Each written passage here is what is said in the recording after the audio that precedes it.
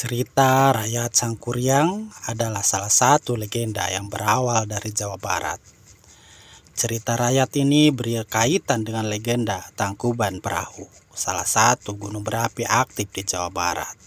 Dalam cerita rakyat Sangkuriang, sosok Sangkuriang dipercaya sebagai penyebab utama munculnya Gunung Tangkuban Perahu.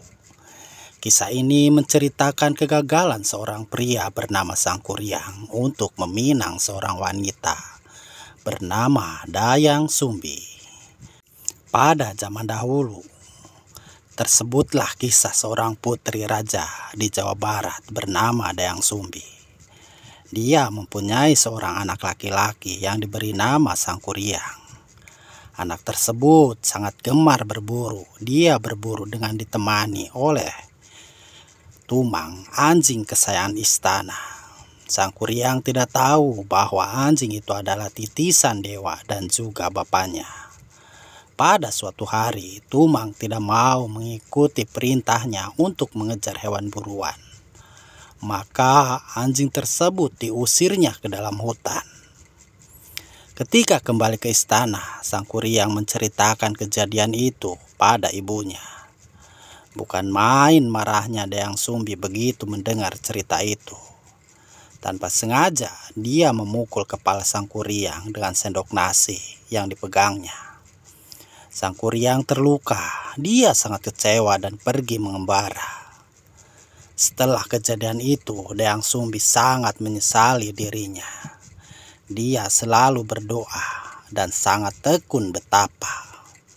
Pada suatu ketika, para dewa memberinya sebuah hadiah. Dia akan selamanya muda dan memiliki kecantikan abadi. Setelah bertahun-tahun mengembara, Sangkuriang akhirnya berniat untuk kembali ke tanah airnya. Sesampainya di sana, kerajaan itu sudah berubah total. Di sana dijumpainya seorang gadis jelita yang tak lain adalah Dayang Sumbi. Terpesona oleh kecantikan wanita tersebut, maka Sangkuriang melamarnya. Oleh karena pemuda itu sangat tampan, Dayang Sumbi pun sangat terpesona padanya. Pada suatu hari, Sangkuriang minta pamit untuk berburu. Dia minta tolong Dayang Sumbi untuk merapikan ikat kepalanya. Alangkah terkejutnya Dayang Sumbi ketika melihat bekas luka di kepala calon suaminya. Luka itu persis seperti luka anaknya yang telah pergi merantau. Setelah lama diperhatikannya, ternyata wajah pemuda itu sangat mirip dengan wajah anaknya. Dia menjadi sangat ketakutan. Maka kemudian dia mencari upaya untuk menggagalkan lamaran Sangkuriang. Dia mengajukan dua buah syarat. Pertama, dia meminta pemuda itu untuk membendung Sungai Citarum. Yang kedua, dia minta Sangkuriang untuk membuat sebuah sampan besar untuk menyeberang sungai itu. Kedua syarat itu harus dipenuhi sebelum fajar menyingsing. Malam itu Sangkuriang melakukan tapa. Dengan kesaktiannya, dia mengerahkan makhluk-makhluk gaib untuk membantu menyelesaikan pekerjaan itu.